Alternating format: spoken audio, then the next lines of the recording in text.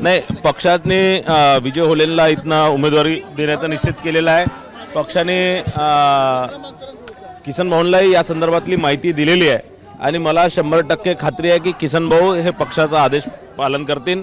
ते अनेक वर्षापासून भारतीय जनता पार्टीचे कार्यकर्ता, मागच्या 30-40 वर्षापासून भारतीय जनता पार्टीच्या संघटनेत ते काम करत आहेत आणि त्यांना भारतीय जनता पार्टीचं कामकाज कसं चालतं, भारतीय जनता पार्टीमध्येचा आदेश पालन करावंच लागतं हे त्यांना माहिती आहे आणि 100% ते भारतीय जनता पार्टीचा वरिष्ठांचा आदेश पालन करतात। त्याकरताच मी इथे आलेलो आहे, त्याकरताच सगळ्या कार्यकर्त्यांची समजूत घालण्याकरता मी इथे आलेलो आहे। सगळ्यांची समजूत घालून आता किसन गावंडेजींचा फॉर्म विड्रॉ करण्यात येणार। नाही, त्यावेळेस थोडंसं कन्फ्युजन होतं, मी बाहेर होतो आणि म्हणून दोघांचे नाव टाकण्याचा निर्णय घेतला आणि दोघेही उमेदवारांना हे सांगूनच आम्ही निर्णय घेतला होता की ज्याही एकाचा चॉईस झाला त्याचा दुसऱ्याला विड्रॉ करायला लागणार म्हणून। आणि दोघेही उमेदवार किसन गावंडेजी आणि विजय होलेजी दोघेही या गोष्टीला तयार होते। आजही किसन गावंडेजी तयार आहेत, त्यांनीच मला फोन करून इथे या सगळ्याची माहिती दिली, त्यांनीच मला इथे बोलावलं आहे। मला असं वाटतं काही याची चिंता करायची गरज नाही, 100% किसन गावंडेजी विड्रॉ करतात।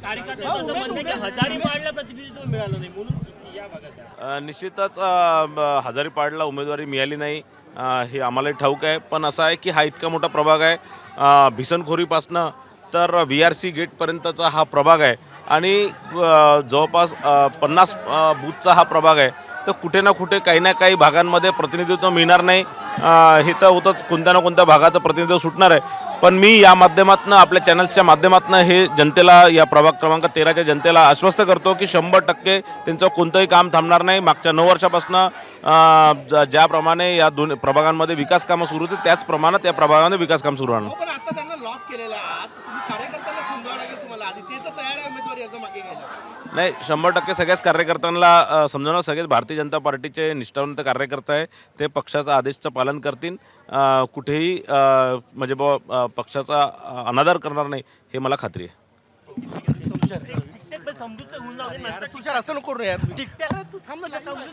तर कार्यकर्ते पक्षाचा अनादर करणार नाहीत, पक्ष आदेशाचा अनादर करणार नाहीत असा विश्वास परिणय फुके यांनी व्यक्त केलेला आहे।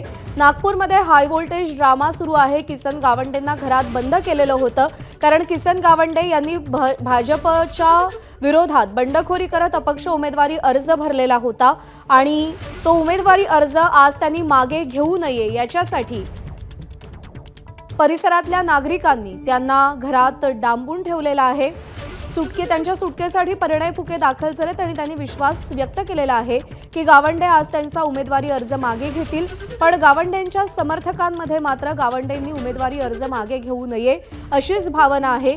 या पार्श्वभूमीवर आता गावंडे पक्ष आदेशाला महत्त्व देतात की समर्थकांच्या भावनांना महत्त्व देतात याकडे देखील सगळ्यांचं लक्ष असेल। काही वेळापूर्वीची ही दृश्य ज्यावेळी आमचे प्रतिनिधी तुषार कोहळे हे त्यांच्याशी बातचीत करत होते, गावंडेंनी अर्ज मागे घेऊ नये यासाठी समर्थकांनी त्यांना घरात डांबलेलं आहे। दरम्यान परिणय फुके यांनी सगळ्यांना विश्वास दिलेला आहे की याआधी जशी प्रभागात विकास कामं सुरू होती त्याच पद्धतीनं विकास कामं सुरू राहतील, प्रभागातल्या कोणत्याही समस्यांकडे दुर्लक्ष केलं जाणार नाही। पण आता परिणय फुकेंची ही शिष्टाई कितपत यशस्वी ठरते हे देखील पाहावं लागेल।